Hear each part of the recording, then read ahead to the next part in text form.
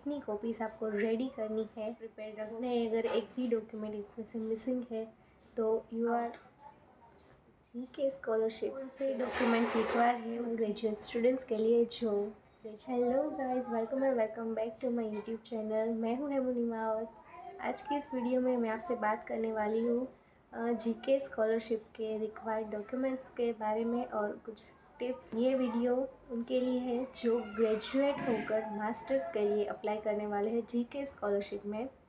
Graduates के लिए और पीएचडी प्रोग्राम्स के लिए डॉक्यूमेंट्स डिफरेंट रहते हैं थोड़े से, तो उसका मुझे बहुत पता नहीं है क्योंकि मैं इस साल ग्रेजुएट होने वाली हूँ।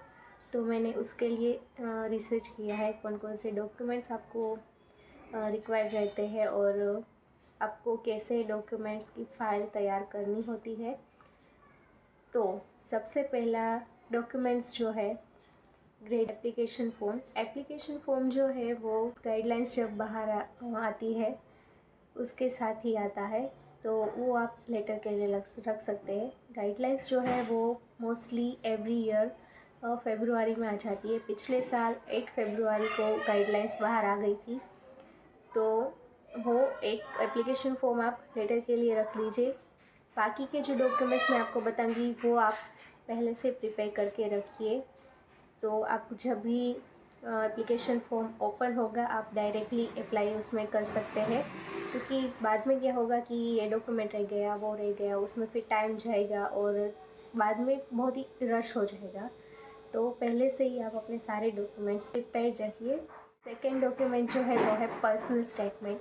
आपका पर्सनल स्टेटमेंट, उसमें आपको अपनी पर्सनल डिटेल्स जो है, आपने क्या क्या किया है अभी तक, वो सभी आपको कुछ मेंशन करना होता है। उसका मैं अलग से वीडियो बनाऊंगी, सभी मैं इसमें कवर नहीं कर सकती। पर्सनल स्टेटमेंट में आपको क्या क्या मेंशन करना चाहिए उसका मैं अलग से वीडियो बनाऊंगी।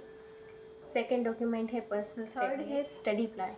स्टडी प्लान में आपको ये मेंशन करना है आपका स्टडी प्लान, कोरिया में जाने का प्लान क्या है, आपका गोल क्या है, आप जो यूनिवर्सिटी जो प्रोग्राम से चूज़ किया है वो आपने क्यों किया है, उसका रीज़न थोड़ी क्रिएटिविटी के साथ आपको उसमें मेंशन करना होता है। आपका मोटिव क्या है, आपको किसने मोटिवेट किया ये प्रोग्राम लेने के लिए, स्कॉलरशिप में अप्लाई करने के लिए, वो सब आपको इस स्टडी प्लान में मेंशन करना होता है। फोर्थ डॉक्यूमेंट जो है वो है रिकमेंडेशन लेटर। पहले क्या होता था कि रिकमेंडेशन लेटर आपको 2 चाहिए होते थे, लेकिन अभी सिर्फ एक ही चाहिए। ये बहुत ही बेनिफिशियल है। आपको सिर्फ एक ही रिकमेंडेशन लेटर प्रिपेयर करवाना है स्टैम्प और सिग्नेचर के साथ। उसके बाद है जीकेएस एप्लीकेंट एग्रीमेंट।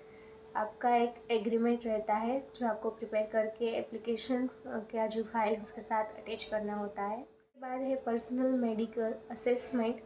ये जो है आपको एक चेकअप करवाना होता है, आपका मेडिकल चेकअप, जिसमें पूरा लिखा रहता है कि आप फिज़िकली और मेंटली इल नहीं है और आप बिल्कुल ही हेल्दी है। इसके बाद है consent to collect and use of personal information. आप अपनी जो पर्सनल इंफॉर्मेशन, पर्सनल डॉक्यूमेंट जो आप स्कॉलरशिप के लिए अप्लाई कर रहे हैं उसमें अटैच कर रहे हैं, उसका एक कंसेंट लिख के आपको अटैच करना होता है। और उसके बाद application parents, citizenship and family relationship. तो इसमें क्या है, जो आपके पेरेंट्स का पासपोर्ट अगर है तो वो आपको उसमें सबमिट करना होता है। अगर नहीं है तो अभी से उसको अप्लाई कर दीजिए, क्योंकि उसमें भी 15 दिन के आसपास लग जाते हैं आने के लिए। तो इट्स बेटर कि आप अभी से उसको अप्लाई कर दीजिए पासपोर्ट का। तो जब अभी एप्लीकेशन फॉर्म ओपन होगा तब तक आपके पेरेंट्स का पासपोर्ट भी आ जाएगा। उसके बाद है बैचलर्स ग्रेजुएट सर्टिफिकेट। अगर आपकी ग्रेजुएट कंप्लीट हो चुके हैं तो आपकी डिग्री आपको मिल गई होगी, वो डिग्री आपको इसमें सबमिट करनी रहती है।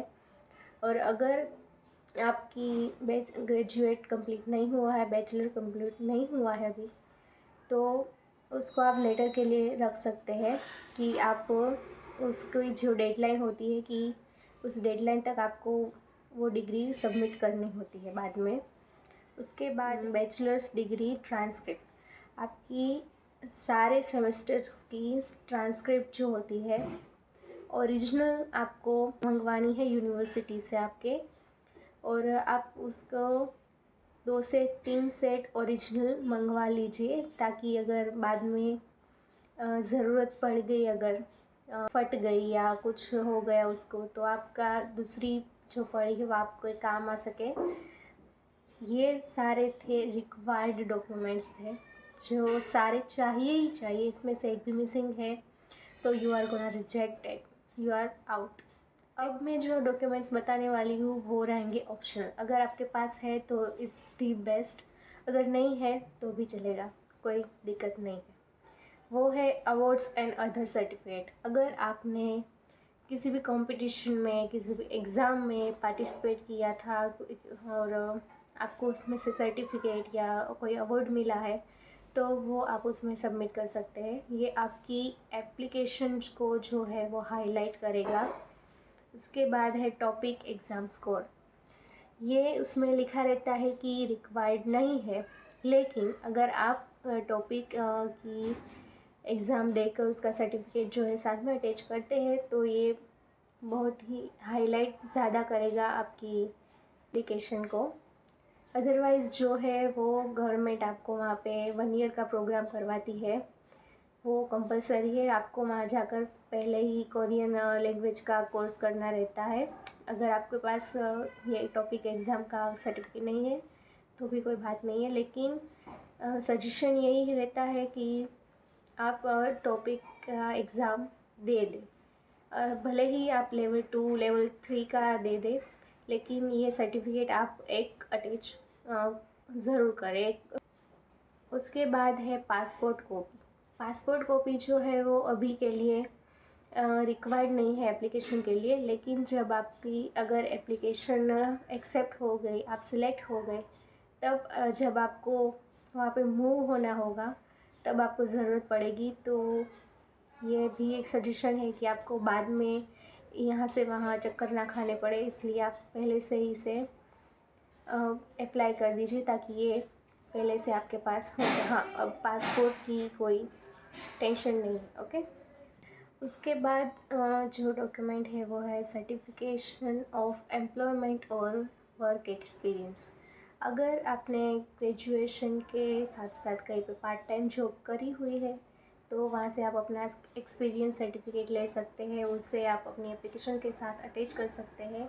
अदरवाइज़ अगर आप कहीं पे करंटली एम्प्लॉय है, कहीं पे काम कर रहे हैं, तो वहाँ से आप अपना एम्प्लॉयमेंट सर्टिफिकेट लेकर उसको आप अपनी एप्लीकेशन के साथ अटैच कर सकते हैं, जो आपकी एप्लीकेशन को हाईलाइट करेगा सिलेक्टर्स की नज़रों में। तो ये कुछ ऑप्शनल डॉक्यूमेंट्स थे जो कि अगर आपके पास है तो ये दी बेस्ट, अगर आपके पास नहीं है तो भी कोई बात नहीं है, लेकिन रिक्वायर्ड डॉक्यूमेंट्स जो है वो आपके पास होने ही चाहिए। और जो डॉक्यूमेंट्स हैं वो सारे आपको अपोस्टाइल करवाने हैं और नोटराइज करवा कर रखने हैं, और एक 2 फाइल बनानी है। एक फ़ाइल जिसमें आपके ओरिजिनल डॉक्यूमेंट सारे रहेंगे और दूसरी फ़ाइल जिसमें आपके ओरिजिनल फ़ाइल की कॉपीज़ रहेगी, ताकि जब आपको सबमिट करना हो तो आपको डायरेक्ट सबमिशन ही करना रहेगा। ये नहीं सोचना कि हाँ अभी ये डॉक्यूमेंट बाकी है, वो डॉक्यूमेंट बाकी है। अब कितनी कॉपीज़ आपको करवानी है, तो आप जानते होंगे कि जीकेएस में 2 ट्रैक में आप अप्लाई कर सकते हैं, एम्बेसी ट्रैक और यूनिवर्सिटी ट्रैक। तो अगर आप यूनिवर्सिटी ट्रैक से अप्लाई कर रहे हैं तो आपको सिर्फ 1 ओरिजिनल सेट ही तैयार करना है और 1 ओरिजिनल सेट ही आपको सेंड करना होता है, आपको उसकी कोई कॉपीज़ नहीं निकलवानी है। अगर आप एम्बेसी ट्रैक से अप्लाई कर रहे हैं तो 1 set of original documents and 3 others photocopies, यानी टोटल 4 हो जाएंगे। 1 original and 3 photocopies, total 4 set of documents आपको प्रिपेयर करके रखने हैं और वो आपको सेंड करने रहते हैं। ओके। तो आई होप कि आपको कुछ ना कुछ इसमें से जानने को मिला होगा।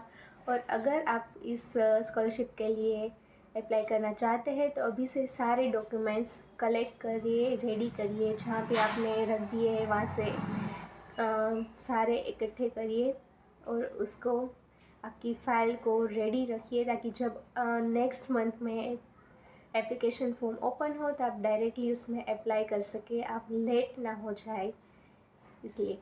तो अगले वीडियो में आपसे मिलते हैं। तो see you in next video. Thanks for watching. Bye bye.